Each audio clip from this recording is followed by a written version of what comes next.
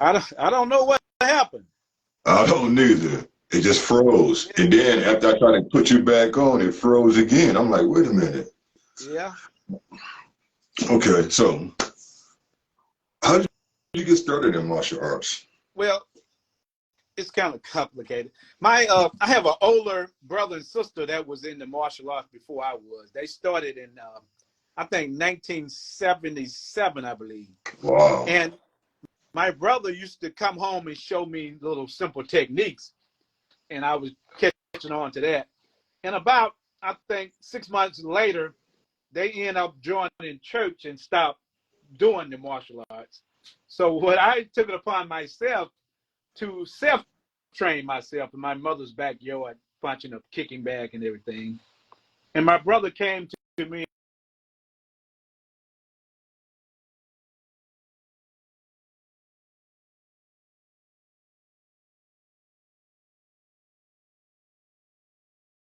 Oh, there you go. It's back on. Yeah, see, it's somehow, it might be on your end. Your end is freezing. I don't know what it is, but it's freezing on your end.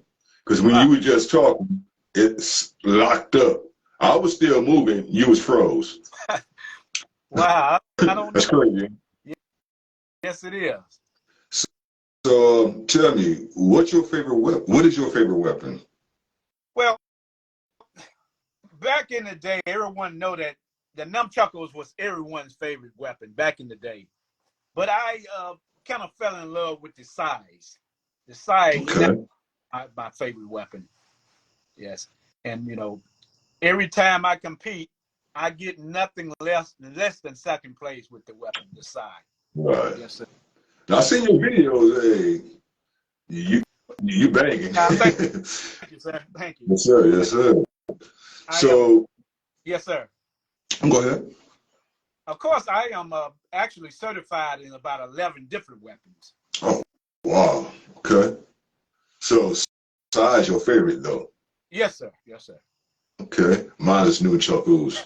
I love the nunchuckles. I don't think I would ever put down the nunchuckles. Yeah, I'm very fond of it. Very fond of the nunchuckles myself. But Oh, I me too. But back in the day, I know you can relate. I didn't have real nunchuckles. Yeah. I made them out of broomsticks and stuff. I think I got my first real pair probably in 1981 or 82, somewhere around there. I think we both was on the same page when I first had some nunchuckles. They was made out of 2 pieces of stick and a rope. And then when I was trying to swing, they took off. Yes. So, as far as like doing other things, like just say for example, if your city had like a basketball game or something, and do you guys do like live demos at arenas, basketball sports arenas, or any arenas? Yes, we was doing that, of course, before the pandemic hit. After the pandemic hit, everything was shutting down. But yes, Right. to perform at the state fair and the Christmas parades also. Cool, cool, cool. So let me ask you. So it just something I've been thinking about because I had talked to a lot of martial arts instructors, senseis, kills and M's, Yeah. and I asked them a simple question, and it's kind of crazy, but this is like it's real life, so we got to think about real life situation stuff. So here's the question: we teach our kids how to scream and how to run. That's right. But here's the thing. So we got somebody who's playing kidnapper. This kidnapper put the kid in the back of a trunk, back of a car, which is the back seat of a car. Before I go any further, let me say this. I posted a video of a father who was teaching his son and daughter how to get out of a trunk. Yeah. So I believe the make was 2000s, and they have like buttons you can push.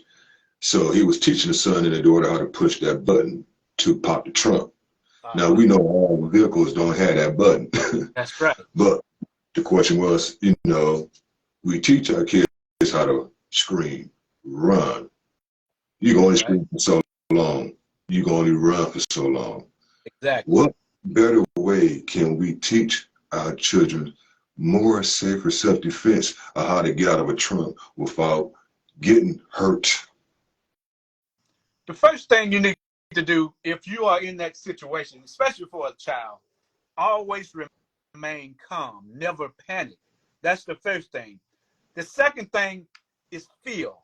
Feel for anything that you can use as an object to try to break the rear tail light lens out with. Because that car eventually got to hit brakes. And when they hit brakes, they're gonna make the trunk light up. That's when you have your opportunity to try to bust the lens from the inside of the trunk. If you bust the lens from the inside of the trunk, you can probably have a better chance of an officer seeing the tail lights broken out, or being able to stick your hand out and wave at traffic passing through. That would be a thing to try to do. Okay, but we have a child that's like under the age limit where they can't defend themselves, you know, so it's a child who really can't really defend himself, period, because, you know, you're vulnerable. And to them, it's like, I got you. So, I mean, I'm saying we got to figure out more ways that we can do this without putting this person in harm's way. You know, because hey, we teach people how to yell, scream, That's right, run, but that only happened for so long. Oh, and another thing, it's a time to yell and scream, and it's a time not to. If a kidnapper put a child in the trunk and that child making all that commotion, he's gonna open that trunk and try to immobilize or silence that child. So sometimes it's not best to make a lot of noise unless it's necessary. You got to know when to make the noise. Right. Yes, sir. So, elderly people, you know, you got mothers, grandmothers, also in the same predicament who can't defend themselves. How can we go by showing them? I mean, they might want to do martial arts, they might not, you know, but they want to just keep the person off of them. How can we go by, or how can we work to show them that you can defend somebody, or, you know, just by a simple cane or something like that? I would suggest for a person to first thing is learn how to be aware of your surroundings. That's the very first thing, being aware of your surroundings. The next thing is knowing when to fight or flight. And never, ever think you can't defend yourself. No matter whatever type of situation you're in, you can defend yourself. For an example, since you mentioned the walking cane, I normally have one in here, but I don't see it at the particular time. But I don't see it. Maybe in my other bag. I was going to show you a demonstration with the walking cane, but I don't see that. But at any rate, a person that walking with a cane or on crutches, an attacker think that person is easy to attack because they are injured. That's not true. With the proper training, you can defend yourself, but you got to know what part of the body to attack. Absolutely. So I notice a lot of people who go to martial arts dojos or dojos, they sit back, they watch, and they say to themselves, well, I don't want to get beat by a kid. I'd love to join, but I don't want to get beat by a kid. I don't want to get beat by a teenager. Well, I don't want to get whipped by the adult. And, you know, maybe 1% of those people actually joins. So you might have, just say 30 people in the dojo or something like that. Out of 30 people, 2 might join. Correct. Right. Correct. Because everybody else is paranoid. They're scared. See, yesterday we had a thing that we did at University of Detroit Mercy. And it was a lot of vendors, you know. And We went there to greet, meet, and communicate with people. And, you know, bring people into the school, you know, and train, you know. You're never too old to train, regardless of how old you are. You're never too old. If you really want to do it, you'll come in and do it. That's right. You know, so like you'll see and always say, never stop. How you say it? Never stop training.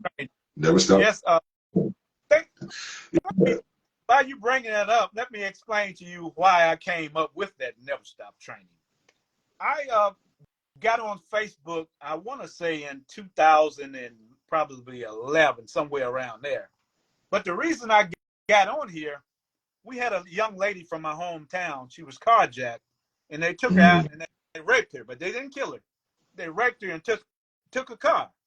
I was looking at the news that night, and I was saying something I could do to help people to be aware of their surroundings and how to protect themselves. Right. So I started sharing self-defense techniques, and my majority of the ones who was coming in was ladies. My whole Facebook was full of ladies. No men's at all, just ladies. Right. My wife said, why do you have all these females on your Facebook? And I told her what I was doing. So I never forget. I had one gentleman sent me a friend request, so I accepted him, thinking he was down on the up and up. Had him on there, and he got another guy to get on there. And one of those guys said, hey, man, you teaching these ladies how to defend themselves, they're going to end up getting hurt. And I was kind of confused by him saying that. And another guy got on there saying the same thing.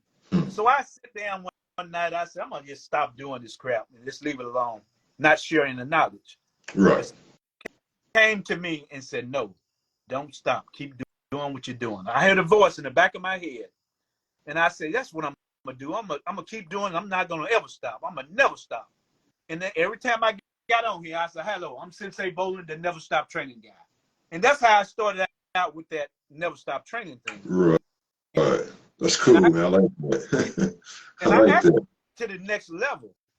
Every Halloween, I always come up with a video on kids to go out to getting candy, how to approach a house, when not to go to a house. Right.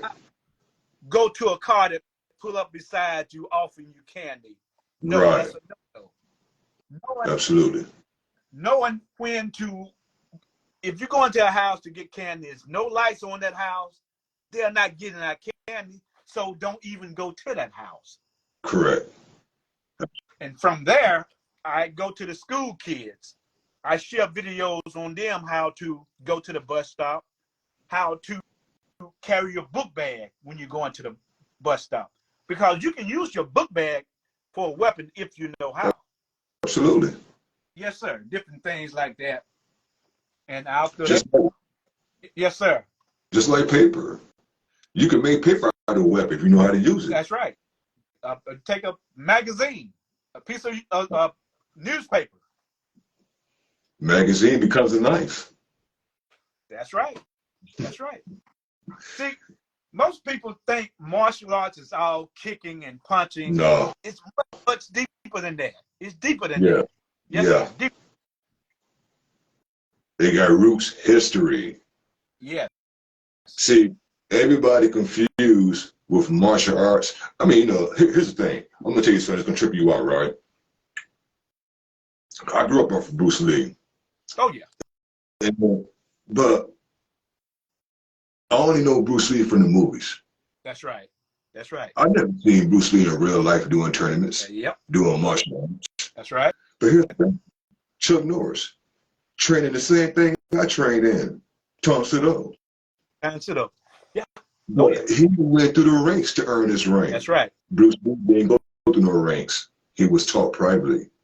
So I can't say Bruce Lee was a real martial artist. I can only go by the hype. So, you know, I mean, in the movies, yeah, we know he's a beast. That's right. But in real life, we really don't know that. And I can agree with you on that. I agree. Totally agree. Yeah. But the thing about, I see a lot of guys now, they say this, well, I could have beat Bruce Lee when he was coming. They say that. But how can you say that and he's not here, so you can't test him? Right. So I hate when people say they could beat Bruce Lee or this and that. I don't like hearing that. You know, that's funny you say that because I watch YouTube a lot, and same thing on YouTube. You know, I heard another martial artist say, "Yeah, I can beat Bruce Lee." Then he came back and apologized. I don't know who got on him, who shut him down, but he came back and apologized. But I'm like, wait a minute. But same thing you just said. Yeah. He's gone. So why would you say that? He's not here to defend himself. That's right. So, you know, but we got a lot of martial artists out here, you know, who's representing, you know, certain ranks. Like, I don't know if you know, there was a guy on here not too long ago. He was supposed to be a black belt, but he had brought his black belt online, and he had his black belt on. So everybody got on him. All the people who really studied this got on him. Like, hey, why are you wearing a black belt?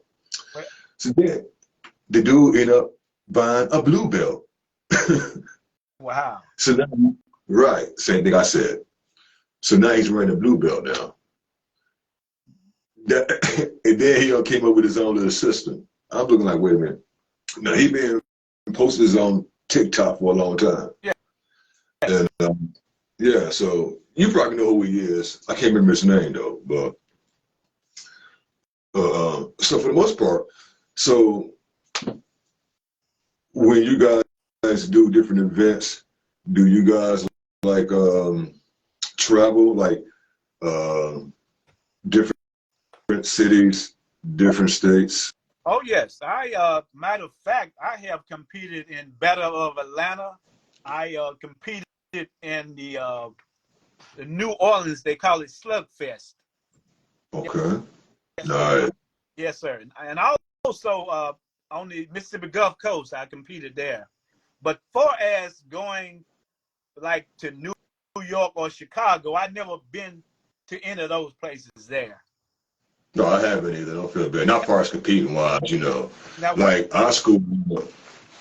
Where are you from? Detroit. Oh, okay. Wow. Okay. Yeah, so my school, you know, we usually have competitions in, you know, we got schools in India, we got schools in the UK. So we usually have competitions like the world team. We have competitions in France, Paris. Yeah. Okay. And we have like competitions here in Michigan. Sometimes we have them in Ohio, but you know, it's fun. But then in my mind, I'm thinking like, okay, I like doing tournaments, but I'm thinking about the real life thing where on the street. So this is where my mind at now, on the streetwise thing, because, you know, we know how the world is today. It's not safe no more. You can't even walk down the street without even watching your back. You know what I mean? I understand. You know, that's one reason I'm happy I had the instructors that I had. We actually trained dojo training and we trained street training. Right. Those are two different things. Absolutely. Totally two different things. If you think you're going to use the same techniques in tournament fighting to defend yourself on these streets, buddy, you got a rude awakening. It's not going to work. Nope. Not going to work. All those things. Go ahead. That's funny you say that because a lot of people think martial arts, like you said earlier, is glamorous. Martial arts is not. Ooh, it's not that. You know, people got the game messed up. That's right. You know, everybody think they got to be like Bruce Lee is pretty. It's confident. No, you don't understand. Martial arts is real ugly. That's right. But not about, you know, you somebody throwing punches, you know, you in your mind, you ain't gonna think about going here. That's right. You gonna be trying to fight because they throwing punches. That's for non-fighters who does it, you know what I'm saying? But person who's trained, they know what they got to do. They know how to dissolve the situation before the situation even escalate. Exactly. Actually, a real fight is totally ugly. A real fight is ugly. A real fight is not even neat. A real fight, if you're in a real fight, you'll know it because it's dirty. Anything and everything goes. Right. Everything. You know, whatever you find on the ground, it becomes a weapon. It becomes a weapon. You got to make sure you're not in that way. Yes. I mean, it's crazy out here, though. Man, you got to think about it. You know what I'm saying? You got a wife, you got family, Yep. you know, you got kids. And every day you go out these doors, you don't know what's standing on the other side. You don't know what's standing on the other side of your car when you go and get in the car. Right. You don't know who's on the side of the house. So you got to watch all areas of the corners and put your visions on so you can see what's really going on.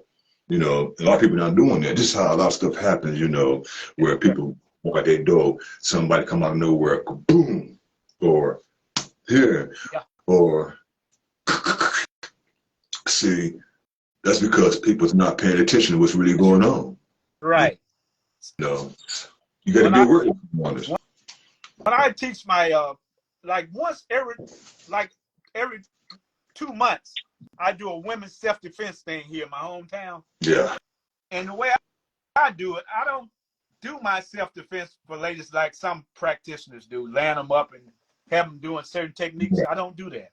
First thing I do, I put them in a group and I walk around them talking to them like I'm talking to you. Right. And then I would just all out the blue, I lunge at one of them. I just go at them and see how they will react with that. Because when a person's going to attack you, you're not going to be here ready. It's not going to work like that. No. They're going to suddenly come at you to attack you. Right. And if you're not prepared to deal with that, you're not going to be ready. Absolutely. Yes, sir. So what do you think about, just say, a woman, she just walking down the street, minding her own little business. You got 3 dudes come from this way. You got 4 dudes behind her. But she already know what time it is. That's right. Now she got to plan her escape or either fight back. What can you tell them? First thing first, if she was in a situation you just said she was in, her whatever type of hand purse she have, get a good grip on that first. That's the first thing. Get a good grip on that. Maintain eye contact straight ahead. Do not show any fear whatsoever. Because if you show fear, it's pretty much over with. You got to stay focused. And the next thing, every move that you use must be a move to drop a person. Not just slapping, Right. not just pushing. Good techniques. Go to the eyes, not just with this one finger, this 2 finger. Go to the eyes with all the fingers. Scratch. Do what it takes. Bite if you can. But maintain your confidence in yourself and never be afraid to use it. Absolutely. And the main weapon a lady got on them that make them survive a situation is this right here. Use your mouth. Right. Don't Right. holler help. Because when you call help, nobody's going to help you. But if you say fire, it's a fire. Everybody's going to look if you use that word. Try. If you say help, you're not going to get the help, but say fire and watch and see. Yeah, because you say help, they're going to walk right past you. Yeah, that's right. Walk right, and look like you crazy. Yes, sir. But like you just said, you say fire. Everybody own it. trying to see it. That's it. They own it. I mean, wow, this is crazy. Yes. So, have you ever been to like any other martial arts events where, you know, you just sit there and watch? Like, I'm gonna go see Taekwondo today, you know what I'm saying, see what they're about. Well, I do that a lot. I go to different things. Matter of fact, I recently was in a judo class and played around with those guys, and it's pretty much interesting. But I love to dabble in other styles and other art because that's how you learn. Right. If you stick with one style, you are just, how can I put this? You're just an ordinary person. You got to study multiple styles. You got to, and then put all of those styles together. You got guys that don't like katas or don't like forms. The reason why, they don't know the bunkai or how to put it to application. That's why they don't like katas. You just said the key words, applications. Sure. Yes, key word, applications. Applications. A lot of people don't know nothing about applications. Right. That's right. like that's like I don't know if you ever watch where you have these so-called bullies, and they go in, they want to test the masters and so forth. You know what I'm saying? Yes. See what they're about, to see if they're actually real or not. And then what happened to them? They get their butts handed to them. You know, it's funny. It's funny you said that because we had a guy to come into our dojo. It's been some many, many years ago. And he wanted to test out his skills against us. And he never trained before. I don't know where he got this idea from. But my instructor Right. put me on him. And I told him, I said, look, man, this stuff here it's not like you think it's going to be. And the first thing he did, he threw his hands up like this. And I knew right then he didn't have a clue. He didn't have a clue. I mean, just you like know what? That's funny you say that, because think about it. It's a lot of people your age, my age. Yeah. I mean, we ain't talking about the people who doing what we're doing now. I'm just talking about the ordinary person. Your age and my age can't really do the things that we do. Kick high, jump high, weapon-wise. You know, real martial arts. A lot of people can't do it. And they say, man, I wish I can do that, but I'm jacked up. You know? I mean, it's just real life. You know, I got a friend right now who stays in Atlanta, Georgia, right? He was here for a while, but he moved back. And, you know, 20 years ago, he was working at a factory. His brother got him a job at a factory. So he messed up both of his knees. Wow. So which means, right, he walking somewhat with his knees bent, but he walking like that. Gotcha. So he waited 20 years later to try to get his knees fixed. If you didn't get them fixed the first year when you first happened, you out of luck. That's right. That's right. But then he pulled back and see me like, man, I wish, I know this is what he was saying, like, man, I wish I can do what you can do right now, but I can't. But you waited 20 years later, though. Yeah. But, you know, it's things he can do, but he's going to have to limit what he can do. You got me? Yes, sir. Things he can do. He probably can't kick high, no. but no. he can use these things here with the proper training. Training. Yeah, the proper training. It's like trying to teach a kid how to walk again. Oh, yeah. That's where he at. It's like trying to teach a kid how to walk again. And it's going to be kind of hard. Uh-huh. Wow. Mm-hmm. Right. Wow. So then, like, you know, where I'm at, like down the street, you have a new ninjutsu school down the street. Uh-huh. You know, they do the ninja stuff, you know. A lot of people get ninjutsu mixed up with martial arts. I know. They think ninjas are martial artists. That's a totally different atmosphere. So, as of right now, where do you rank, sir? Say that again? As of right now, where do you rank? Well, that's kind of a little complicated because I studied Shotokan, Taekwondo, and Daikido. But in Shotokan, I got up to my 4th dan. Taekwondo, I got up to my 3rd dan. Wow. Yes, sir. But after that, I got different promotions in different other systems. Right. But, you know, not tested, but just promoted by other instructors. Yeah, that's cool. That's cool. Hey, you're a motivator because, hey, like you said earlier, take up more than one self-defense. That's right. You want to have more under your belt, but that's an honor because a lot of people would love to do what you're doing right now. But, you know, you got somebody saying, oh, I can go in there and teach right now. It doesn't work like that. Right. You just can't walk into the martial arts school and say, I'm going to be a teacher. No. You can't even walk into a high school and say, I'm going to be a teacher. You know, but it's reality. You know, every person that's a black belt and above can't teach. They probably know it, but they don't know how to teach. It takes that's right.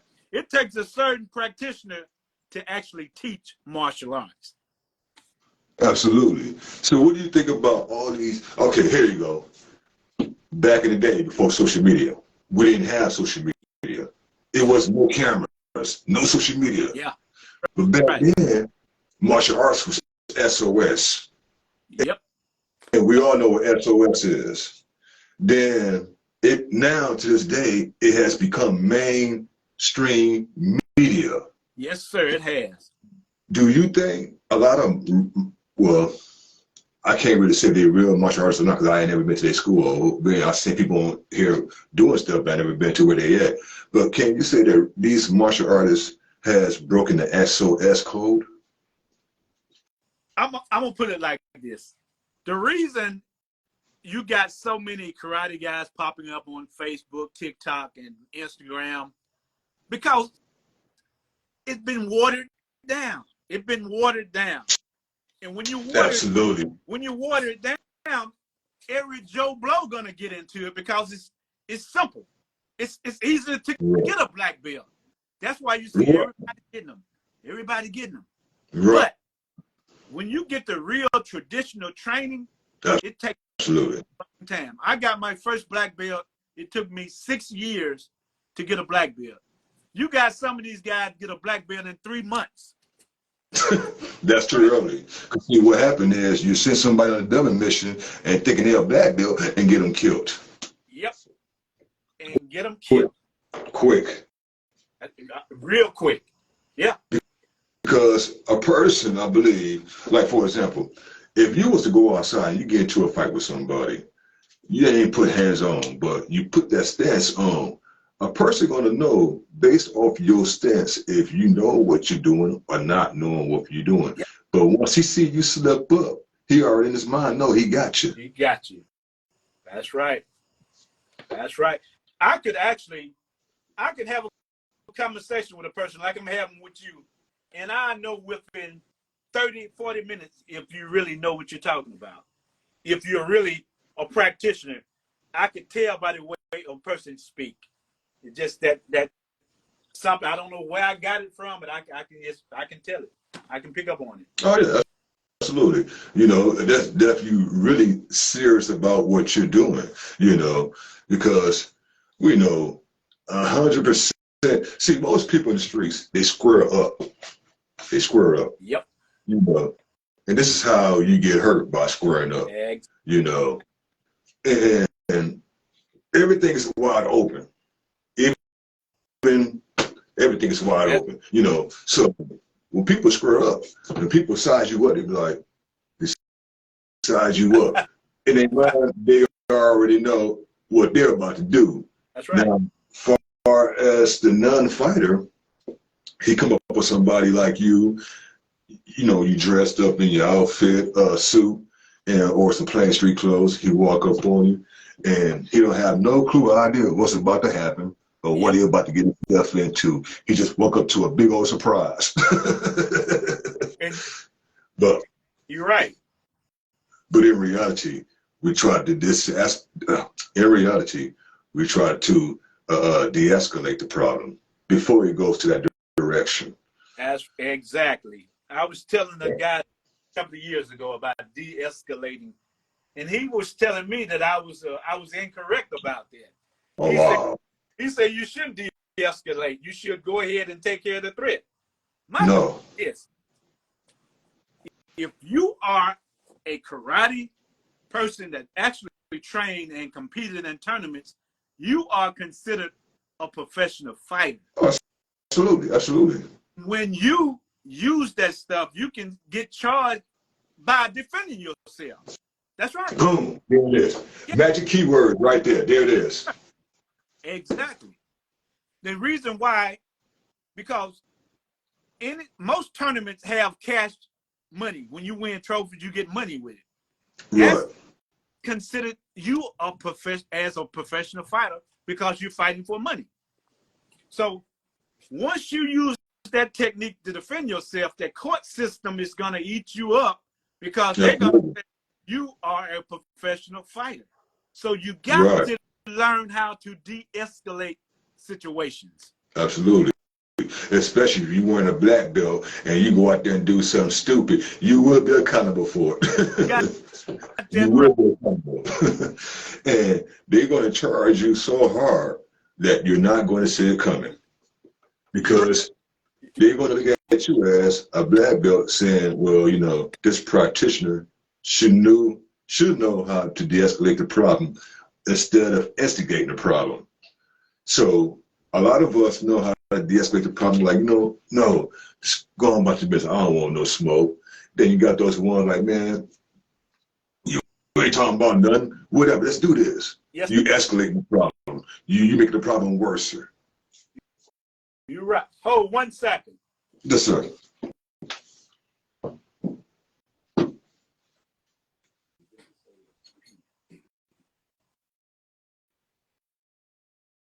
I'm back. See, now, the reason I said that a person that's trained could be charged because they're being a professional fighter because of their training, this is a pen. You see it, just a regular pen, right? Right. But in the hands of a person like yourself and I, this is not just a pen. Absolutely. This is a weapon. Right. This is a weapon. That's right. That's what makes the difference between me and you and a person in the streets that doesn't know anything. It's our level of knowing how to use certain things to defend yourself. Some people see this thing and they never take it from you. Let you go wherever you want to go with it. Right. But with the proper training, you can defend yourself with this. I won't really tell you pressure points on this thing here, but I can show you a couple of movements. For an example, you can go to a person's eye, side of the temple with it, up under the throat with it, or you can change it over and pull back. This is a tactical pen. It's made to bust glass and everything. It's a very dangerous weapon. But if you don't have the proper training, you wouldn't know how to use it. It's all about strapping, grabbing, and attacking with it. Absolutely. That's just like, for example, you know, if somebody was to throw a punch and you take them down and get the commits of going to war and they crack their dome, you call the case. That's right. But the thing is, if they throw a punch and you take them down, all right, I'm gonna let you slide this time. That's it. Yep. Go on about your business. Yep. But if they come up behind you, throw a punch, and try to get you, now you have all the rights in the world to defend yourself because your life is in danger. He's trying to come. So now, this is where your self-defense come in at. That's now, if you attack me, I got to use the same amount of force against you that you're using against me. Absolutely. I can't go overboard. Right. But right.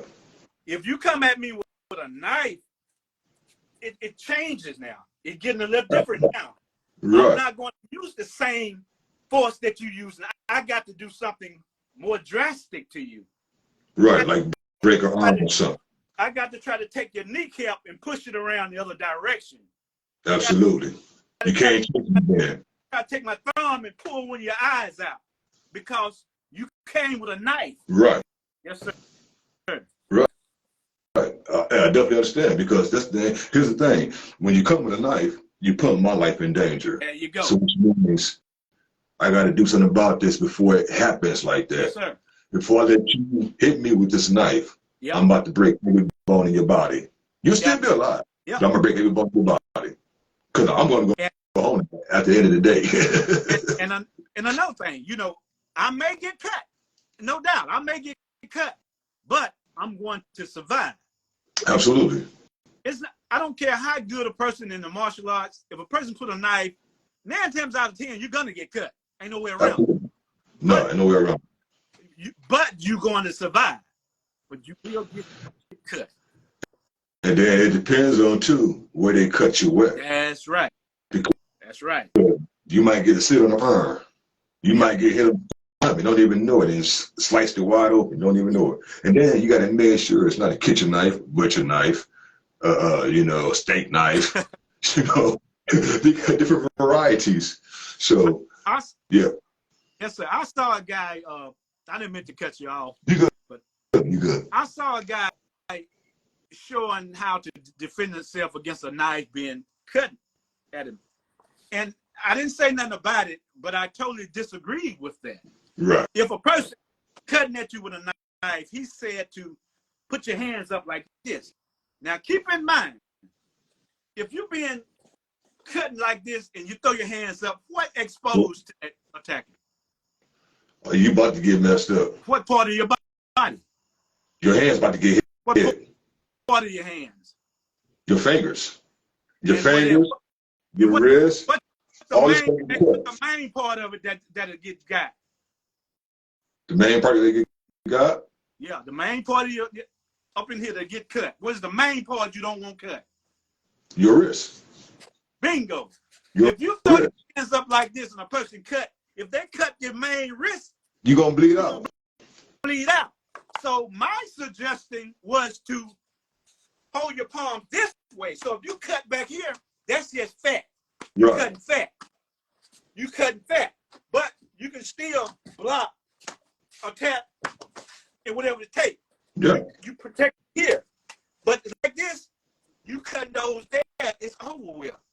Yeah, that's where your main veins are at. Yes. Well, not your main veins, but where your veins are at right there. So those veins, it's like getting cut. I don't know if it, you know, I've seen a lot of people get cut with straight razors. Yeah. If you ever been cut with a straight razor, it doesn't stop bleeding. That's right. It's going and going until like you're damn near dying. And I'd rather get hit by a knife than get hit by a straight razor. There you go. Yeah. Because I take the rust, not the straight razor. Not the straight razor. That's right. Totally. You know, I mean, it is what it is. You know, this is a life situation. You know, this is what we got to think about. You know, real life stuff. You know, because every day, you know, who has the hardest in this world right now? Black man. Black man has the hardest. Too many black men are dying right now for nonsense.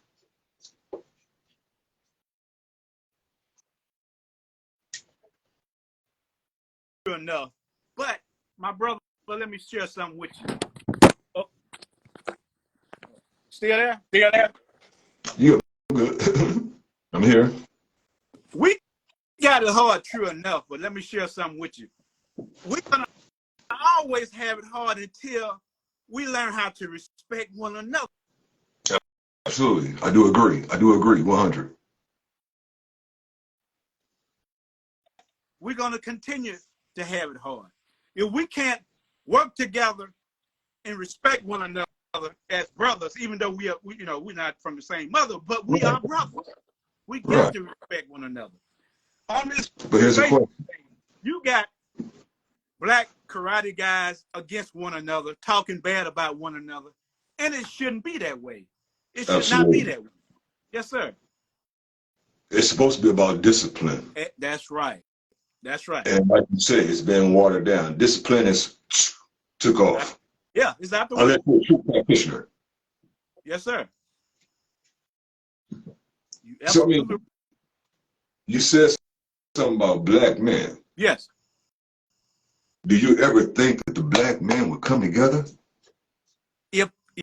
If we come together, we can change it. We can change the world, man. Yes, the bottom line. If we all come together, we can change the world. We sure can. Because black men are thinkers. We are thinkers. We are creators. We make things. We build things. We know how to do things. Actually, we invent most of the stuff we got. Black men invented stuff. Yeah, but that's the thing, though, because, you know,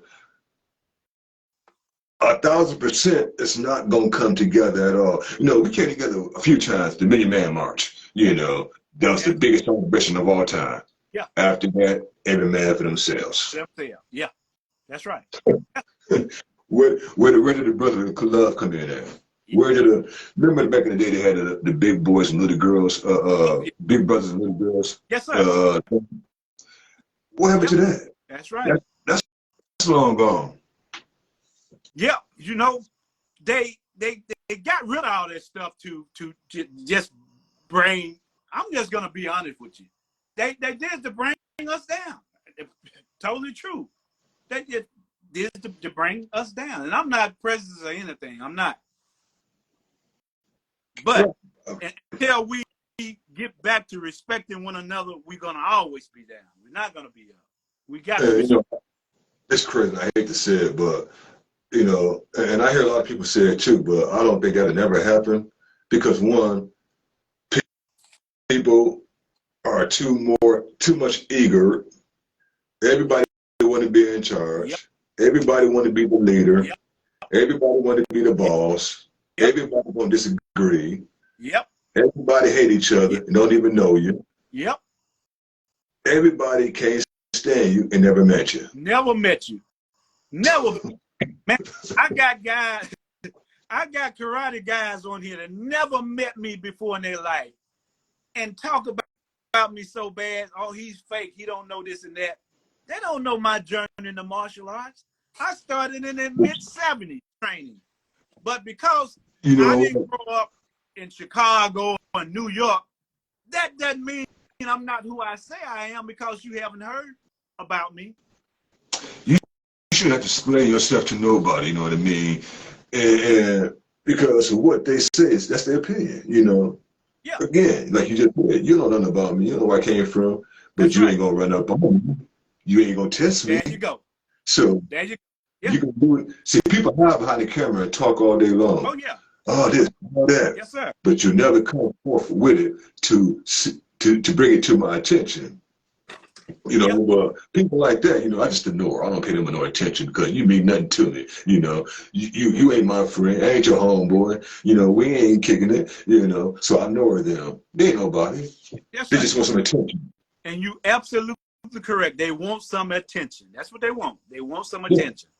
Yep. Yeah.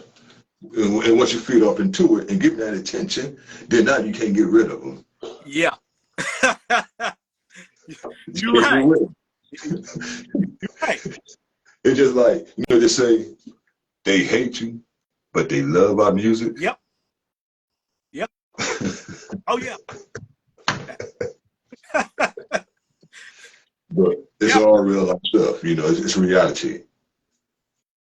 You know, but, you know, for the most part, so I see you have like magazines. So are you writing your own books or you being publishing these books? Well, actually, I've been put in about 4 magazines, and one of the guys contacted me last week, wanted to put me on the front cover of a magazine.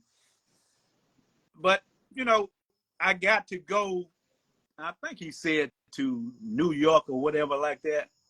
So I told him I got to think about that because I'm not the big type of traveling too far away. But well, I mean, if you pay your way, I'll go. If you pay the way, I'll go. Yeah. Hold one more second again. Yes, sir.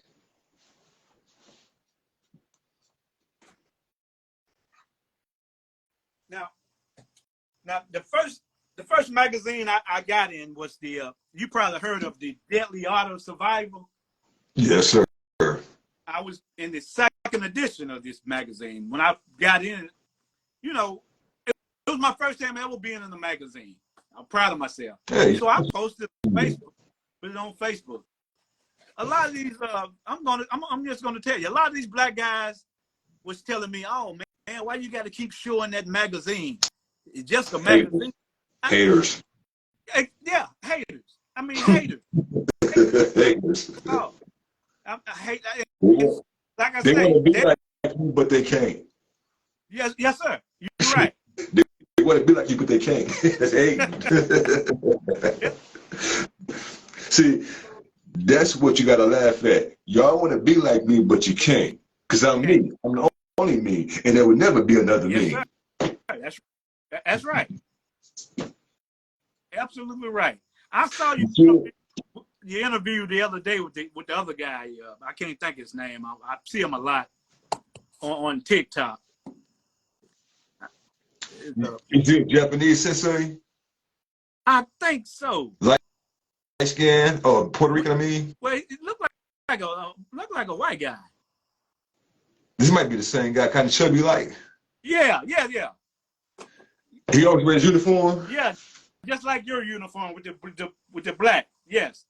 Okay, yeah, you talk about Pierre. Okay. Yeah. I was listening to y'all interview. Oh no, not Pierre, not Pierre. You talking about Rocco Karate? Maybe, but every time Yeah, I see JoJo by itself doing stuff, I can't think. But I think it was the last interview you had with him. I think. that was Rocco Karate. If you got a uniform like this, it's Rocco Karate. Yes, sir. Yeah, He's a master. Uh-huh. What'd you say? He's a master instructor. That's him.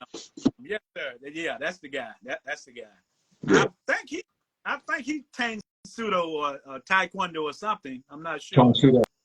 Same thing I do. Tangsoo. Yeah, I thought so. Yeah. Yeah, because no, the other guy. Actually, when we were supposed to do that interview the last time, the other guy, he had for some reason his page got taken down from TikTok, so it kind of messed everything up because and then I just happened to go on TikTok a little while ago, and I found him again under another name. Okay. So you probably know who he is because his favorite weapons are the Tonfa. He uses size a lot too, Tonfa and size, but he go by the name of Pierre. Oh, okay. Yeah. Yeah.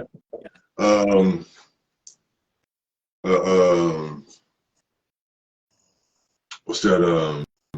He's a cool guy, but he just that he messed the interview up the last time. We was all supposed to have an interview, and people be waiting on stuff. They want to be involved, and then when you let people down, it's like, you know what? I can't trust him no more because he lied to us. I'm not the one lying. They just lied. They just did, but people expect, so yeah, but I called a lot of martial arts schools, and I talked to a lot of martial arts school owners, instructors, senseis, shields and names, masters, and everybody's on board what we're doing. Can you tell people how to get in contact with you if they want to get some training or some information or where to follow you at? You can let it all. Well, actually, you can mostly find me on Facebook as Sensei Danny Bolden, and also I am on TikTok. And of course, I'm from Jackson, Mississippi, little country town.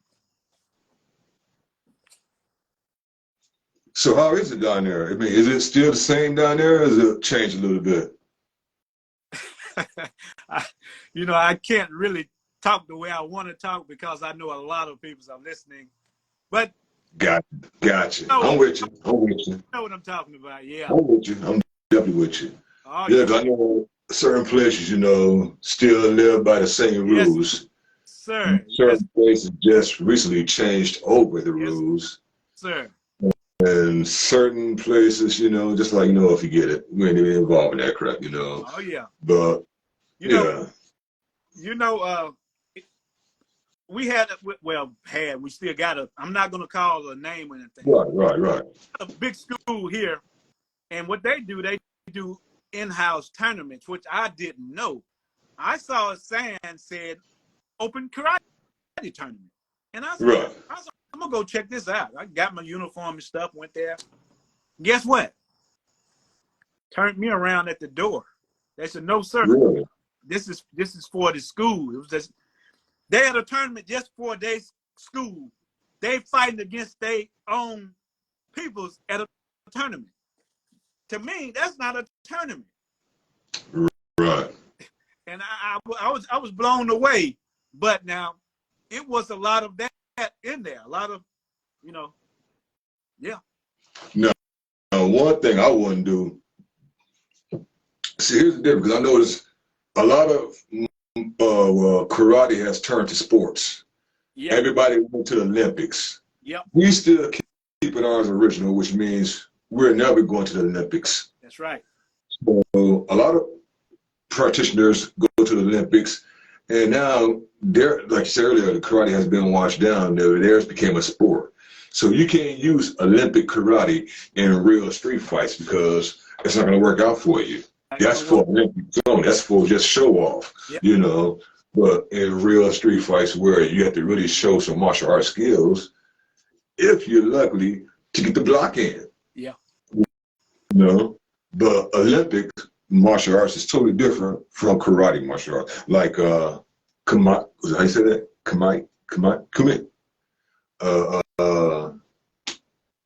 Yeah, Kumite. That's how you say it. Kumite. They usually like the bull red gloves. Oh yeah. And kick and punch. There's, I don't even see karate in it. Another prime example, MMA and UFC. Yeah. Everybody says mixed martial arts. Okay, cool. But what I see in that is who's the toughest, who's the baddest, and who can beat who but. I don't see no martial arts skills in there. You might move here and there. I don't see no actual blocks, punch, counter punch. I don't see no knees. I don't see no roundhouse. I don't see no back kicks, jump back kicks. I don't see no side kicks. All I see is who's the baddest, who's the toughest, and who runs the world, who can rule the world. That's all I see. I don't see no martial arts in UFC or MMA. What about you? And you are absolutely correct. Yes, sir. It's mixed martial arts. But where's the mixed martial arts at? Yep. Forget the mixed martial arts. Where's the martial arts? Yeah, that's right. Where is the martial arts? Exactly. Now, I'll be watching a lot of what they call what's that backyard fights. Yeah. On YouTube, where you got, well, I don't know if they're karate practitioners or not. They come in with uniforms on. They go out there and do some MMA, kickboxing, stuff like that.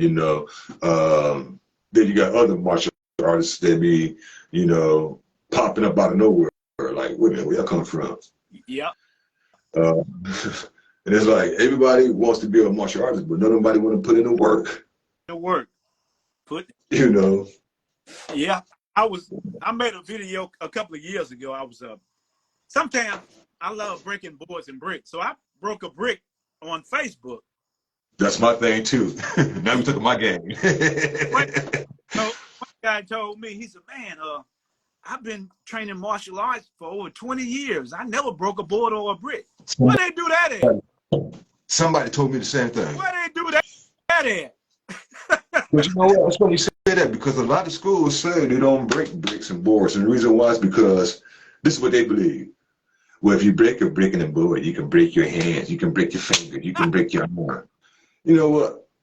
And I put on there one time, I responded to somebody coming and said, you know what? No, you won't if you do it the proper way. There you go. If you do it the wrong way, of course you would break it. Yes, sir. Because you're too eager to do it. But a real practitioner knows how to break it. That's right. Like I seen your matter of fact, I seen the video you did not too long ago, and you had what's the little red bricks called? Oh yeah. Yes, sir. And boom. Yeah. No problems. I seen it. I liked it. I said, clean. Yeah.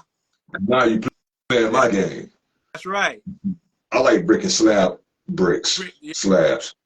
And if you watch my video, you see me on one of my videos, I broke like 6 slabs, elbow down. Oh, yeah, that's 8 out of 9, elbow down. And that was at a red belt. Yeah. That was at a red belt. Yeah. So we just did board breaking the other day where I broke, some boards. I haven't really posted the videos yet, but, breaking is one of my favorites. I can break with the hand, the palm. Yeah. It's like, here's the thing about a true martial artist that a true martial artist is not going to punch with this. because the hardest bone in your body is right here. So if you hit with this, it's going to break. That's right. Cool. That's right. And if it's not tight, it's going to break easily. So open hand can break. If you punch somebody, everything's going to break. But if it's nice and tight, solid, and you hit, you know, and everybody like to hit with these 4 here versus these 2 here. That they hit with all 4. These going to break quicker than anything. That's right. If they're not conditioned correctly. Exactly. And I condition all the time. I hit the walls all the time. I go outside, get myself prepared, tear them up till they turn red, start bleeding. Oh yeah. Yeah, you gotta. It's not right if you just doing martial arts and you're not conditioning the body, the chins, the wrists, the knuckles, the elbows, the forearms. Forearm. That's right. It's not right if you're not conditioning it. And most people think when you execute a block is not a block. A block is actually a strike.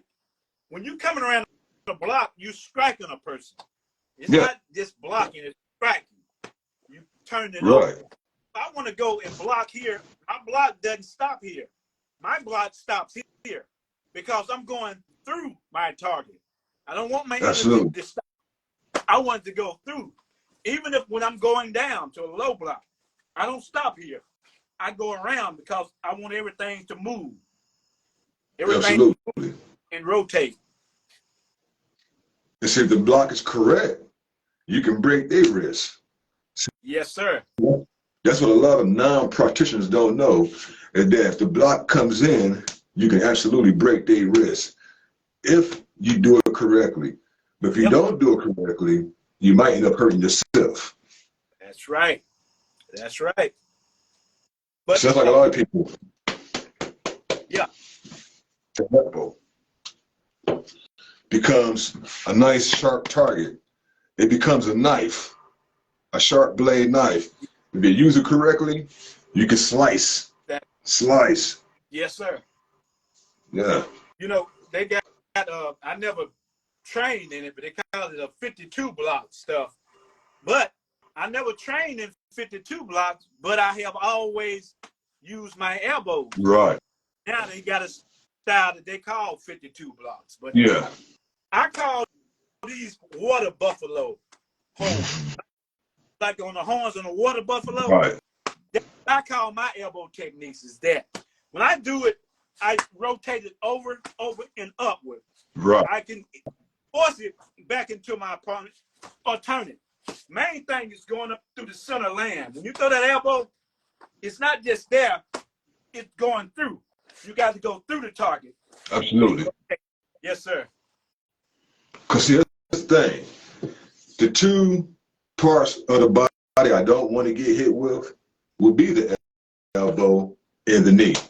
Bingo. Bingo. That's right. Those are the 2 things I really don't want to get hit. The knee, if you get hit here, it's over. It's over. That's over. Right. Ain't no getting back up. You just got knee right here, clottered. Yeah. Or they just pull you into them. Yeah. It's over. That's right. See, I'm not worried about these. I'm worried about this and this. Hey, yep. That's right. That's you know, because these right here, eventually, they'll brush off. This is going straight through. Yep. This is going straight through. You know, then you got to build the core. So I do a lot of planks. A lot of planks I hit down. I do a lot of planks just to build the core, make the core stronger. If you're not making the core stronger and if you absolutely get hit, not making the core stronger, then what happens is, you know, you get hit here, it's going to feel totally different. A lot of people don't know you got soft spots on your body. And those soft spots, if they get hit correctly, could change your whole attitude. You already know what I'm talking about. I'm not going to put those spots out there. I'm sure people know, but you know what I'm talking about. I'm going to ask you this question. but I'm not testing you or nothing. I just want to ask you a question. Yes, sir. Out of these two elbow techniques, which one would cause the most damage? If I go here or if I go there? Which one? This one will cause the most damage. Okay, and why? Because if you hit it right across the jawline or the face, eye, wherever, it will bust open. Correct.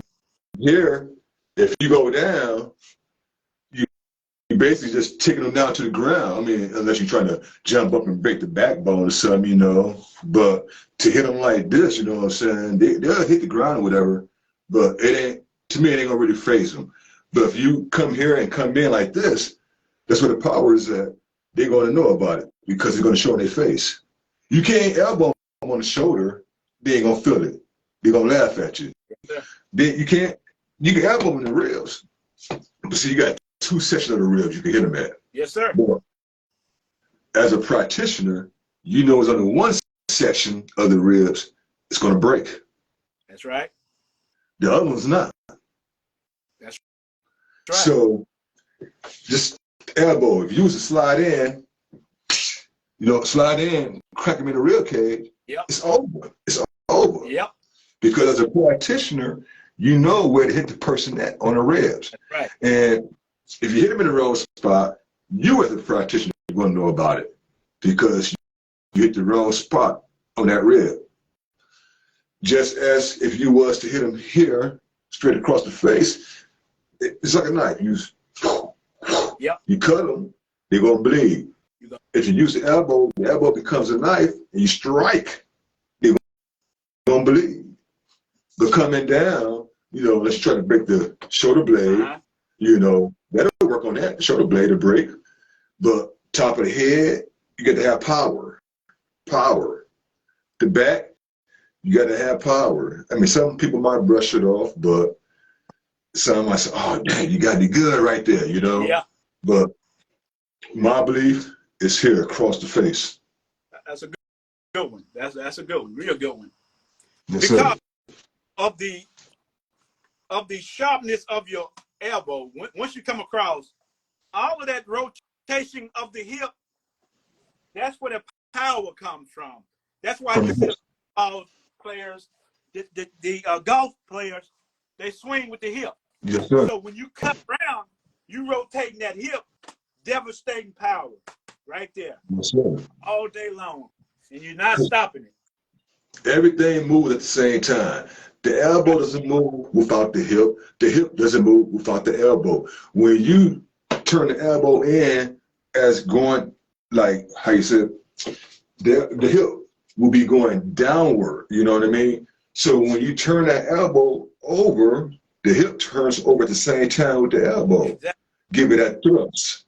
If you just turn the elbow, don't turn the hip, there's no power in there. See what I'm saying? There's no power in the hip because the hip didn't move. The elbow did, but there's no power in the elbow. So you turn the hip and the elbow at the same time and come across. That's where the power is at. Yeah. I was did a self-defense course a couple of years ago, and I was showing a guy, if a person grab you, double choke you. Oh, yeah. One guy was telling me, well, if I really grab you, you won't be able to do that technique. And I told him, I said, well, come on up here.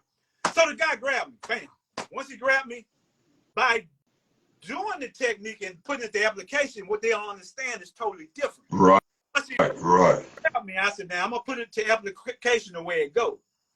Once he grabbed, I grabbed his hand. Once I pulled this one down, I went through the center. Absolutely. Caught him right up under the chin. Yeah, because you see, here's the thing. You already knew where the setup was. Yep. So we got you like this. Yep. And then you boom, boom, boom, and boom, you already knew where the setup was. He wasn't expecting the setup, though. He didn't see that coming. You did. He didn't. Because he left you that opening. And once he left you that opening, you already synced it. It was over. Yep. Yep. See, that's where you know a true practitioner can see. I can see that without even seeing that in person. See what I'm saying? Because it's right there. You know. Yeah, it's right there. Yes, sir. You know, a true practitioner is paying attention and watching the sign because, again, like you say, you go up. Yep. Right to the center. Right through the center. Crack. Yep. All that's gonna crack. That's right. Getting hit in the jaw, that's like getting hit in the chin with a hammer. Yeah. Yeah. Then, I'll tell you something else. You know, like I say, the head is the most hardest part of the body because of the solid bone there. Your leg is like a baseball bat. So any practitioner knows this where if you swing a baseball bat, you can do the same power as a bat with your leg. That's right. But the hip plays the major part in that leg thrust. And if you hit a person right, you can crack the neck, break the neck, you know, or the closed hand, you know, bust the eardrums, take them out. Oh, yeah. You don't take you don't take a whole lot of pressure to knock these out. It's just a little bit of pressure. Yeah, that's right. Because your eardrum is no more than that size there. This size here. Yep. Your eardrum is no bigger than that, probably a little bit smaller. It's a real thin piece of skin. And all you got to do is, it's over. You're deaf. You know, hit a person here, which is like this. Here, you can bust a blood vessel. Yeah. You know, some people hit with the fingers. That's how you break them.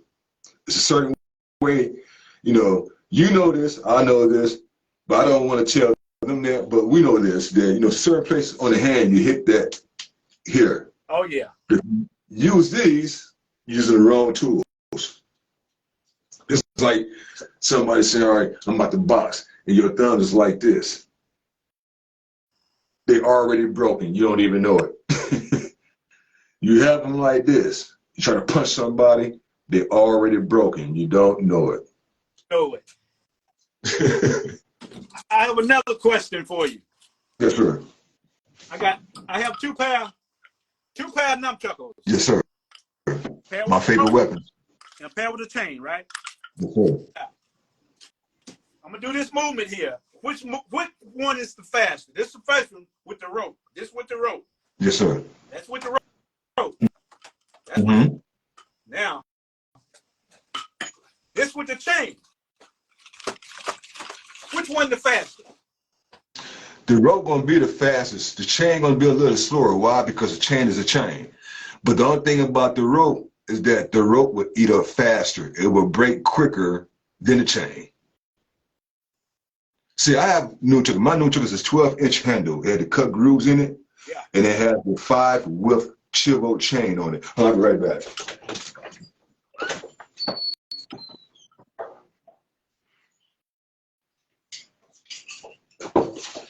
See, any practitioner knows their weapon. That's right. This is a 12-inch handle. Yep. It has the cut grooves in it. It has the 5-inch chivo chain. And it also has the barbarians on top. Exactly. So it's more like to medium to like heavy, we'll say medium heavy, but you don't want to get hit with them. Oh, yeah. Pure wood. And see, these are going to be a little bit slower than the rope because I have some octagons, which are a little bit heavier. Yep. And I always practice with the octagons. So you get to the point where the rope got up right here. Yep, that's right. Right there. So now I got to restring the octagons. The chain, I love them because they ain't going to break too easily. Yep. Plus, I'm not ready to use them, so I can't do it right because the wall right here. It's a wall. But if I was to use them, they ain't going to break too easily. I like the rope because the rope, you know, they move faster, swift. The chain doesn't move swift like that as the rope does, you know. And then, you know, the chain, you can move them faster, but in reality, in real time, they're going to be moving slower than you think they are. Thank you. Right. Yeah. the loads, you're not going to see it move because it'll be so fast and swift. Exactly. Yes. But like I said before, my favorite weapon are the Cameo. The reason why I like the Cameo because Are they the real ones? It is an unforgiving weapon. These are real. Not the play toy. These are sharp. They are real. Okay. These are the real deal. Most people do demonstration. They throw the weapon in the air and catch it. Right. You'll never see me doing that because that's not the way you use these things. Absolutely. It should be a cut, deploying a cut. When it comes from there, that's a cut. You opening up, that's a cut. Pulling back, down, cutting across. See what you're doing. What you're doing is creating a number 7. That's right. You created a number 7. Yeah, that's right. Exactly. That's yeah. It. I was doing that, and one guy said, "Man, what is all that you're doing?" He didn't understand what it was. Know why? Because he is not a karateka. He's not a practitioner. He wouldn't. Absolutely. He probably got you like, man, put those things down. You're gonna cut yourself. But see, that's the thing. With those there you have right there, you can't do tricks with those unless you're really highly skilled in doing tricks with them.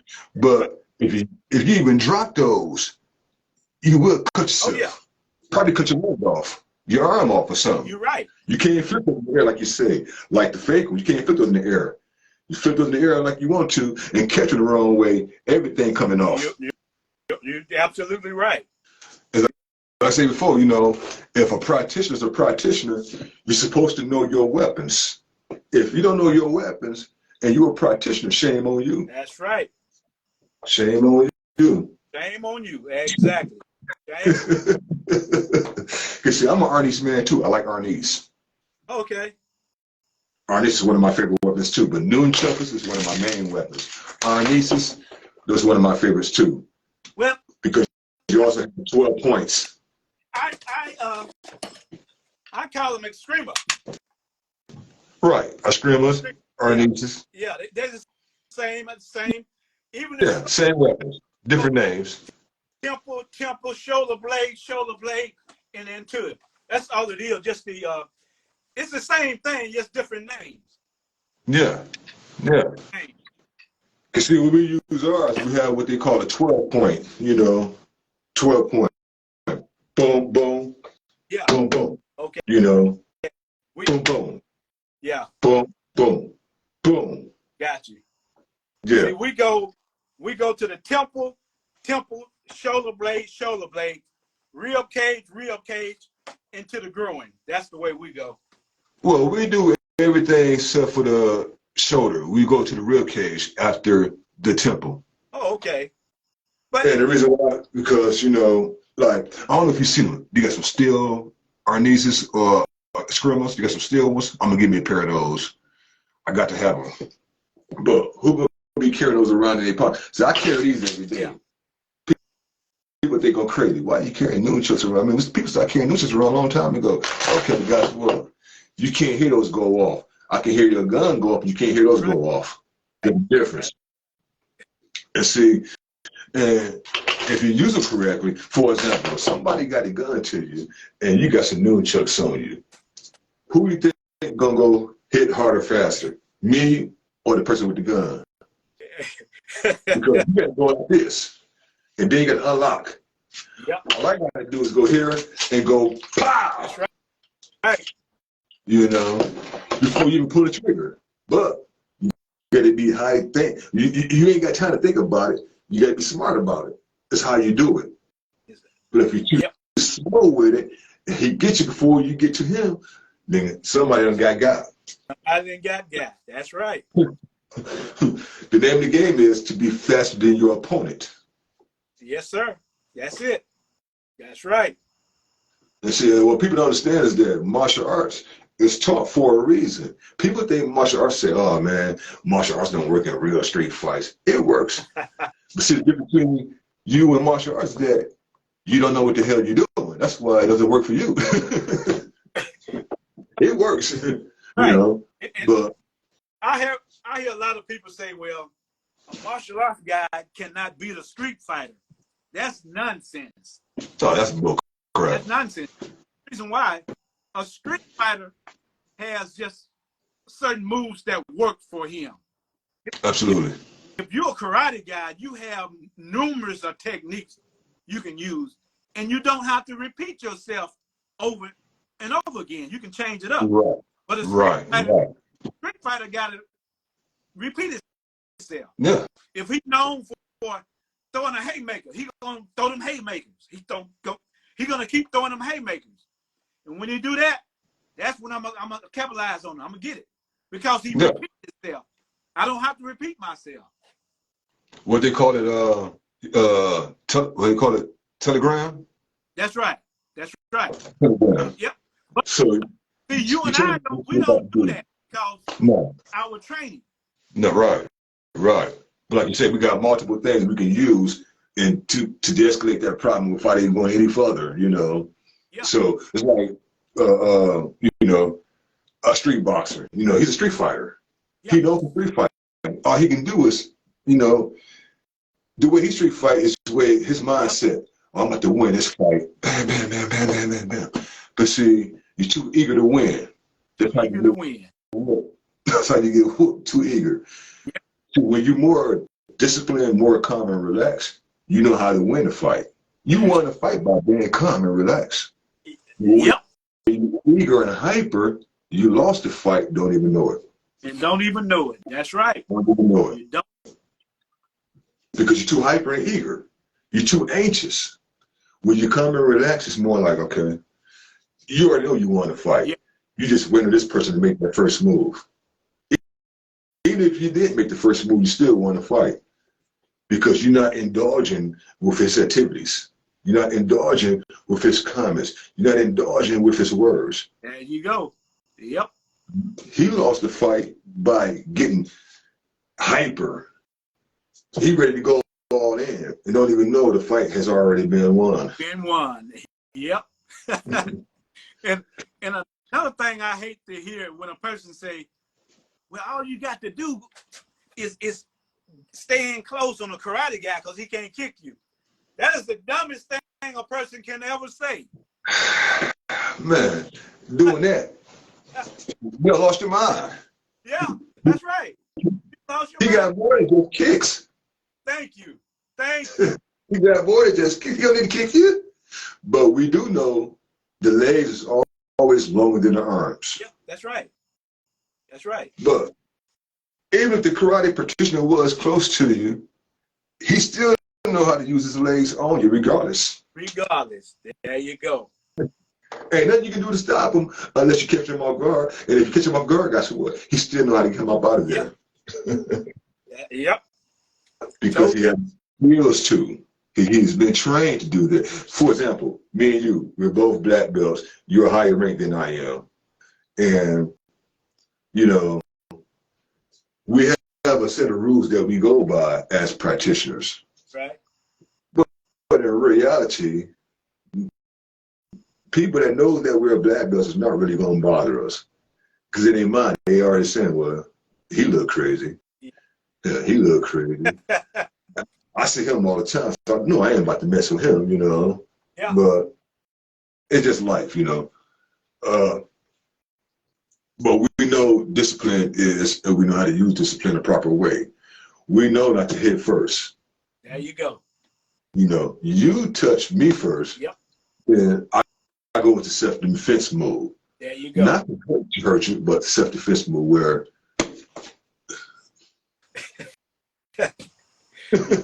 but you know. But while I got you on the phone here, I'm gonna flip this camera around. I'm gonna show you my little man cave dojo. Let me see. Yes, sir. Flip this camera around. Okay. Yes, sir. Now this the back wall here.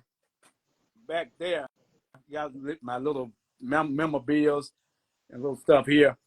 Now this here is just basically my certificate wall of the different styles that I studied over the years. Man, you've been around. And I have what I call a never stop training wall. I got pictures of practitioners that send me their pictures, and I put them on my wall. Wow. That's unique. I have about 60 pictures or more on there. That's unique. That's unique. Wow.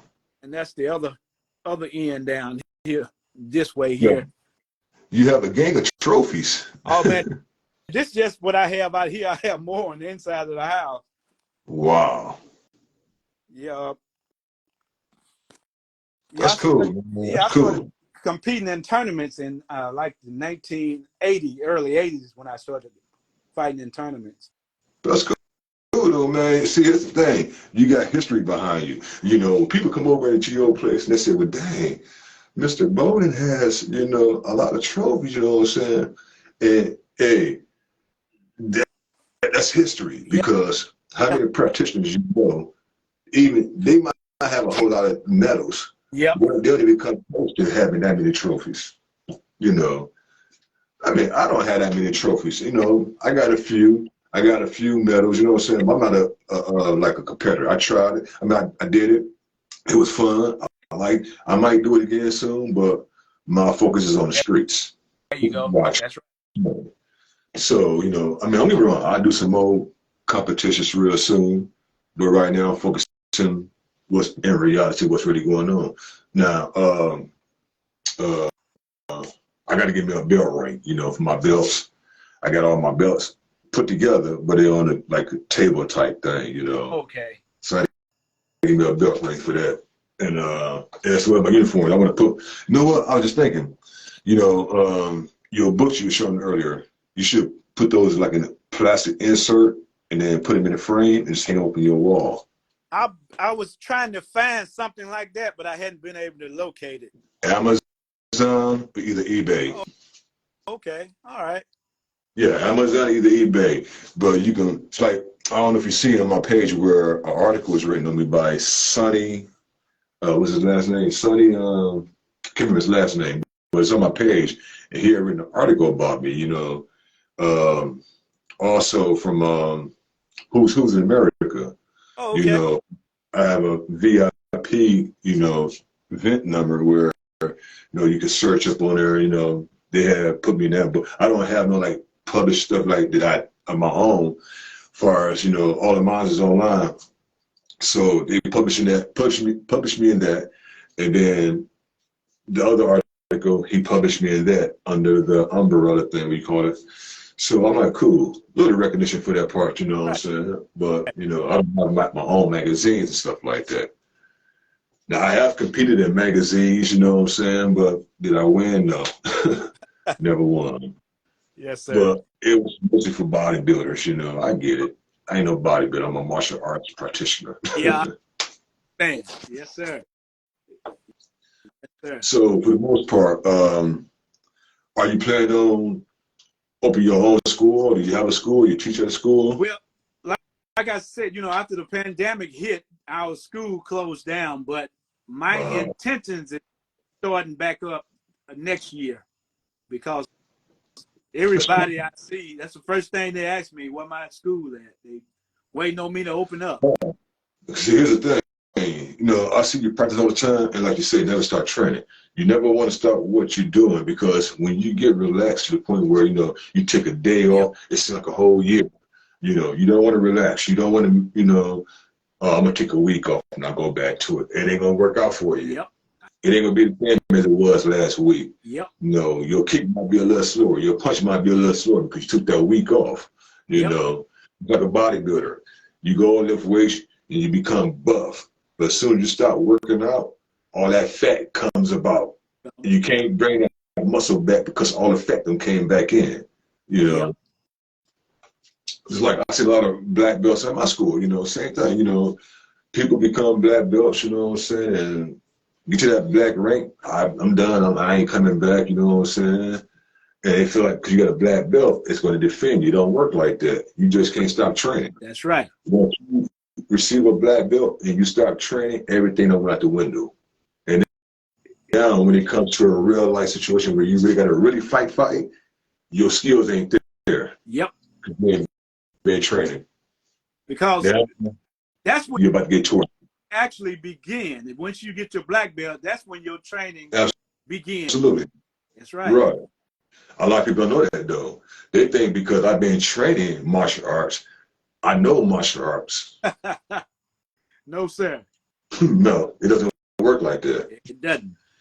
You know, you got a lot of practitioners who know martial arts but don't have street knowledge. Yeah.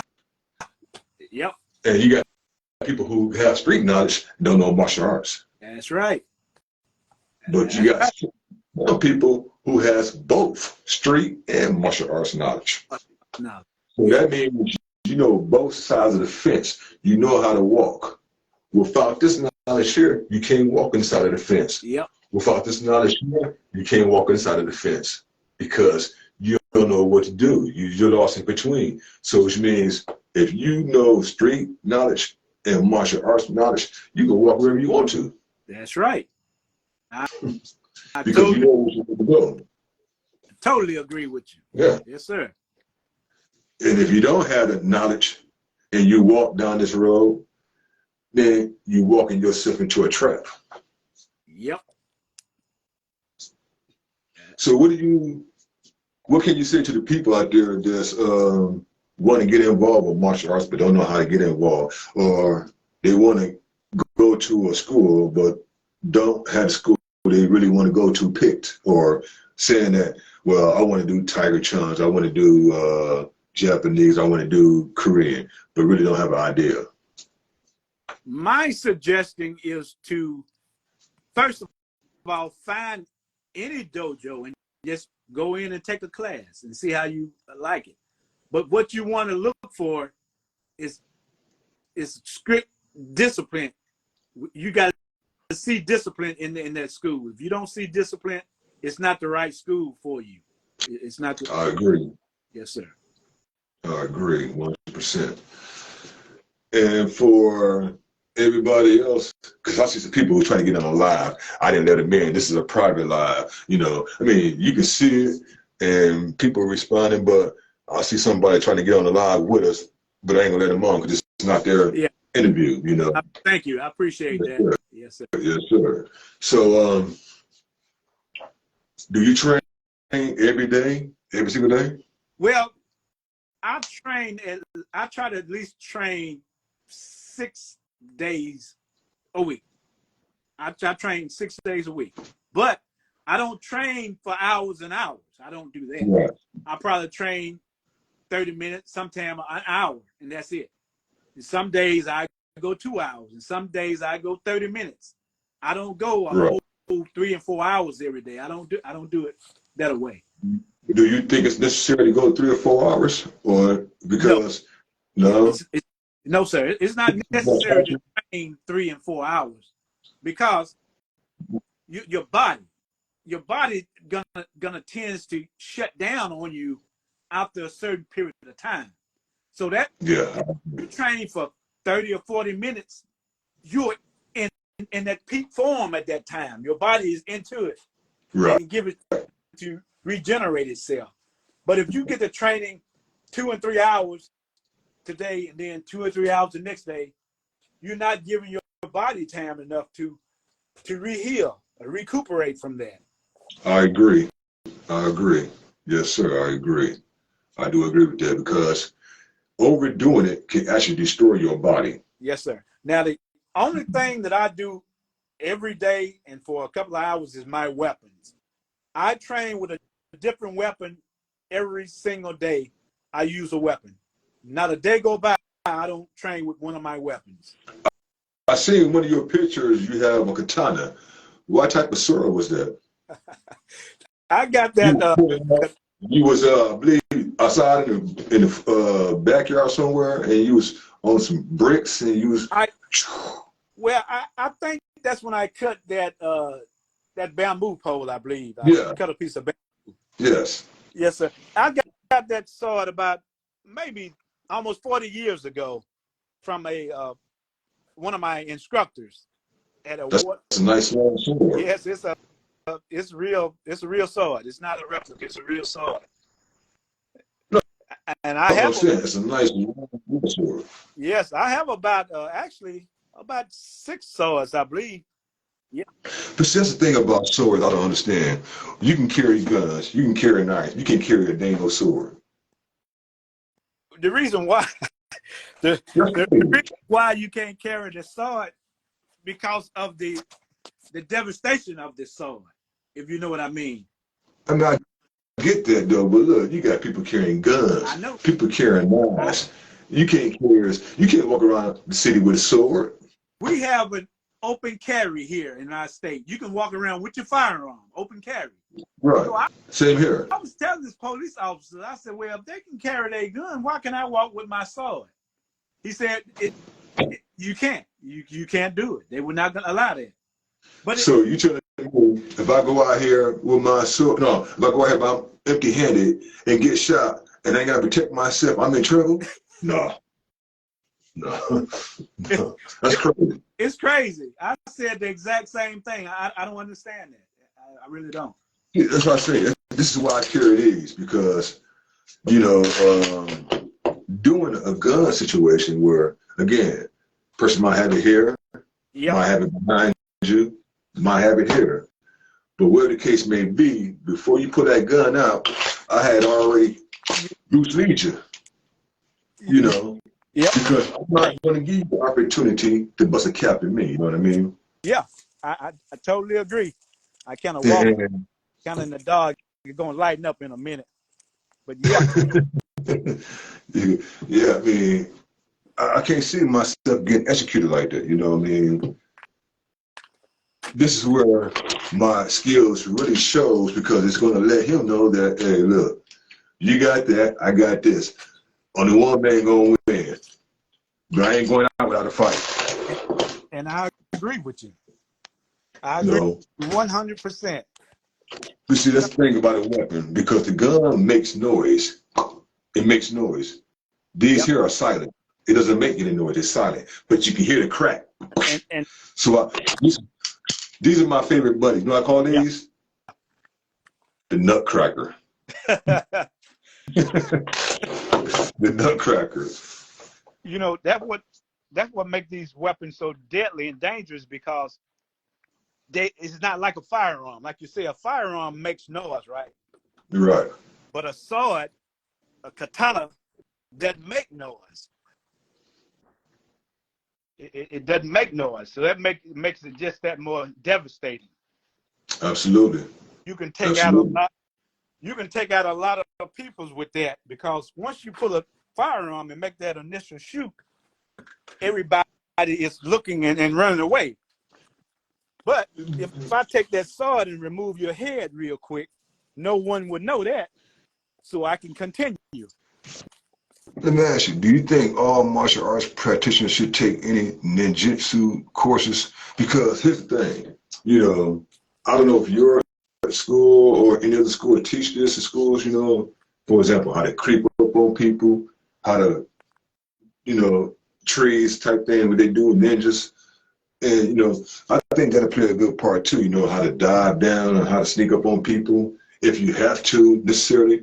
Just say, for example, somebody come up behind you, they're there, but you don't break your neck like that. They're there and they come up behind you and they try to, and then you, boom, already there. Got you. Now, do you think martial artists should be able to take some ninjutsu classes to put with the martial arts to make it more reasonable? I would say not necessarily ninjutsu. I would say every practitioner should get judo background. I would say that.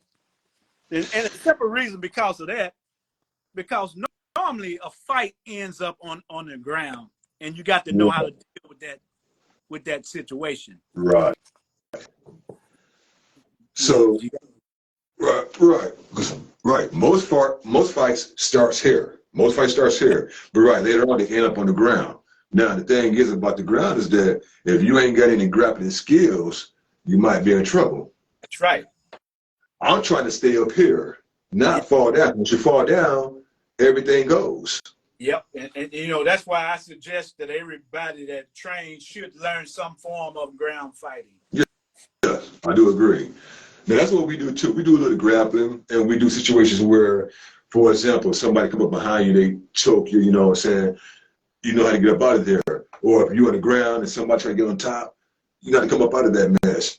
But if you ain't get the skills to do that and you get caught in the act, then you got to fight your way up out of there, because now this person's trying to choke you. They on top.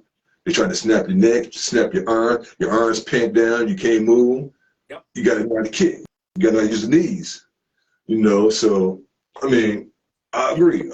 Grappling, all martial artists should know how to do grappling. Right. You know, a moment ago, you said your weapon is your nunchuckles. You always carry those, right? Correct. Now, what I carry, I can share it with you. It doesn't matter. I carry this thing here with me. You probably saw that before. Yeah. It's a very, very deadly weapon.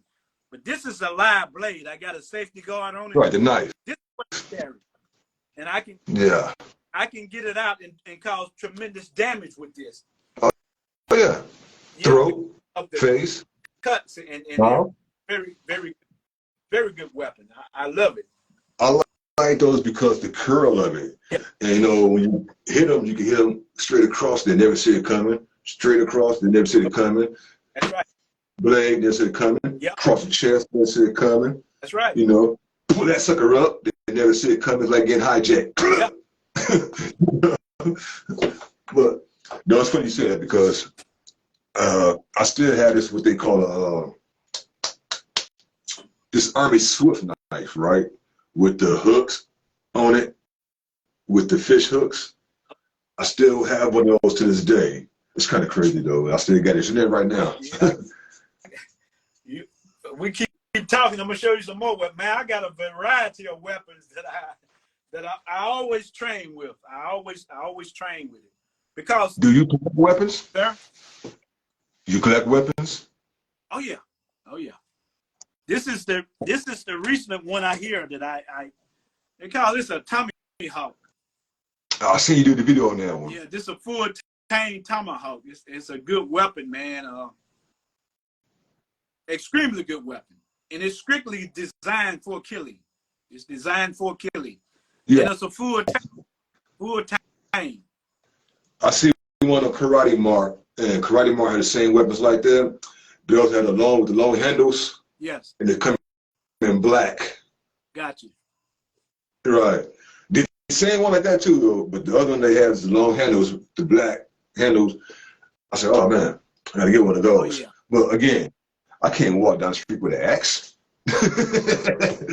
Hey, why is this black man carrying an axe? Who you about to kill? That's the first thing they're gonna say. Why is this black man walking with an axe down the street? Who you about to kill? Don't know black man walk down the street with an axe. You know, but yeah, that's a nice weapon. Nice weapon. Yes, sir.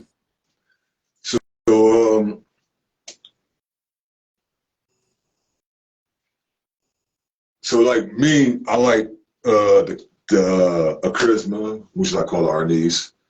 I also like I don't have any other but these right here. I got a collection of nunchucks, you know what I'm saying? But as far as other weapons, I don't have, you know, like swords, Arnis. I don't have none of those, but I have a collection of nunchuckles.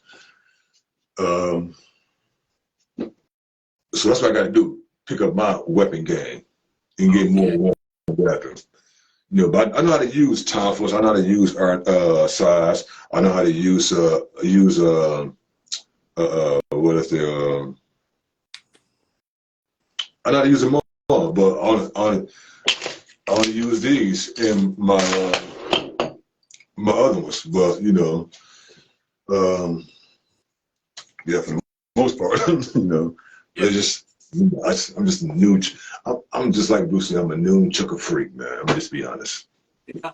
Hey, there's nothing wrong with that. That's right. Nunchucker freak. I mean, like I said, I would never, ever in life be able to put these down.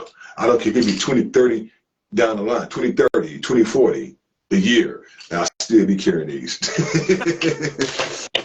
But the funny part, they would understand it. Why is this guy still carrying nunchucks after 30 years later? Yeah. Hey, how they said, mess with me, you'll find out. This is why I carry. But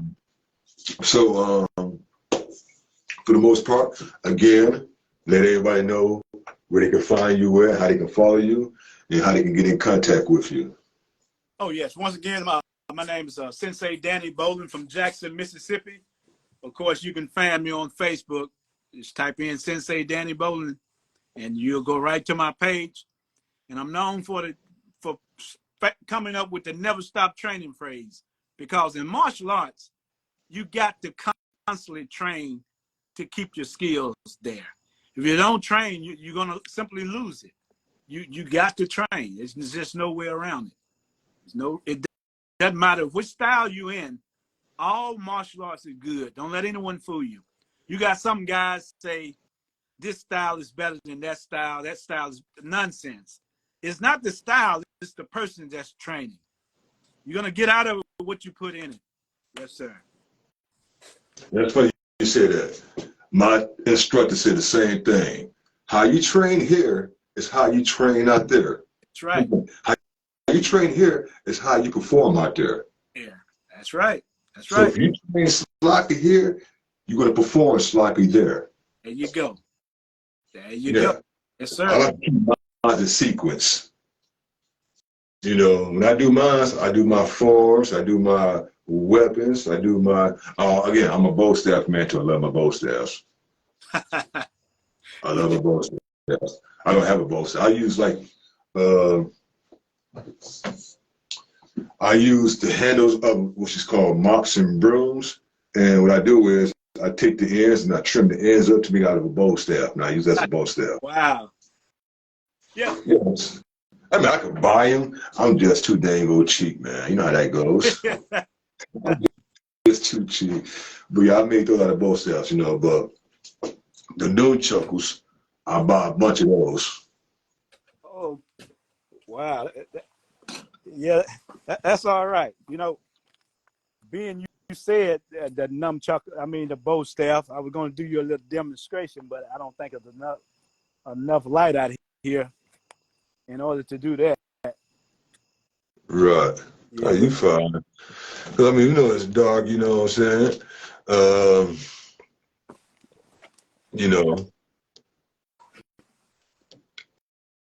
Thank you, everybody, for joining this conversation with me and Sensei Danny Bolden. And, you know, hey, everybody, we all welcome you, Sensei Danny Bolden, to the live, you know, and we're having a great time, having a great conversation amongst us martial arts practitioners. And we're doing what we love to do, is bringing awareness to the people, bringing real facts to the people, and bringing real conversations to the people. Yes, sir. And I truly enjoyed this interview. I'm happy we had a chance to Yes, sir. talk. Yes, sir. Yes, sir. So, I mean, you know, I want to bring you back on in the future, you know what I'm saying? So when we have like a big panel, all the martial artists come together on one big panel, and we can sit down and have a discussion, you know what I'm saying, about awareness for the people, you know what I'm saying, what we can do, how can we protect people without putting people in harm's way, how can we protect kids without telling them always to scream and run. You know, again, once put in the trunk or back of a car, how can we tell them without them screaming and running, because it only works for so long. How can we protect the elderly people without them getting hurt at the same time? You know, how can we protect each other without each other getting hurt at the same time? You know, Right. So like a lot of street fighters, you know what I'm saying, a lot of people, they size you up. You can be walking down the street or mind your own little business, and in their mind, like I heard somebody say it one time before, and it tripped me out, and it's true, I believe that too. You can be walking, mind your own business, and the guy walk past you. You know, I can whoop him. Yeah. He ain't nobody, I can whoop him. Let's just say his mind, but he ain't telling you that. That's right. But everybody walk past you, I know I can whoop him. That's what they do. They size you up, and they mind saying, I know I can whoop him. I know I could beat him. I tear his butt up. But guess what? When you leap, that's gonna be the last time you jump. Yes, sir. You know, I know you remember when Facebook first came out. These guys was doing this knockout challenge. They walk around and film a person and knock them out, and they film it. I think I seen that. doing that for a while. That's a prime example that you got to learn how to awareness. You got to be aware. It's just nowhere around. It's like you got blind spots you can't see. This is where your sense of humor come in at. That's right. You got to be able to see without doing that. There you go. You got to be able to see them behind you without going here. Yeah. You get to the point where you walk so much or, you move around and basically you already know how many people behind you without even saying it. It gets to that point where I can sit in my place, I can hear sirens all day long. And I do not have to look out the window to know where they at. I can just know where they at just by listening to them. Right. Oh, they're right here. Oh, they're right across the street. Yes, oh, they're right in front of the place. Oh, they're right in the corner. Yep. It gets to the point now where I got used to them where I know exactly where they at. I ain't got to look outside of the window no more. I know where they at. Hey. Same thing as walking. When you're walking, somebody behind you, you know how many footsteps behind you. You ain't got to break your leg like, oh. That's right. Yeah. Yeah. And while we on here, if there are any young kids looking at this, pay close attention to what I'm about to do because it could save your life. And for any adults that have young kids, teach them this. This hand signal could save their life. This here and there. That means help. That means you need help. If someone trying to take you away and you afraid to talk, make this hand gesture here. That means you need help right there. Listen. Hey, that's a good way of putting it. Yes, sir. That way, whoever is doing what they're doing can't hear you scream. That's right. You do it in a smooth way. You throwing it up, boom, boom. That's right. So they already know what that means. Yes, sir. That's it. That's the key. That's the key. That's the key. So, sir, with that being said, it's been an honor having you. It's been an honor talking with you. And everybody, stay tuned because we're going to bring Sensei Danny Bolden back on the live real soon. So stay tuned. And we might be in a group discussion. So everybody, send your votes in, follow Sensei Danny Bolden, and stay tuned for the next episode. And before I leave, I like to leave just like that, sir. But I do it the traditional way. Mention us. Thank you, sir. Thank you. Yes, sir. Yes, sir. Oh, one more thing, sir. Yes. The video will be to you soon. Say it again. The video, you will have a copy of the video soon. Okay. Oh, I appreciate that. Wow. Yes, sir. Yes, sir. Yes, sir. Tangsoo, sir.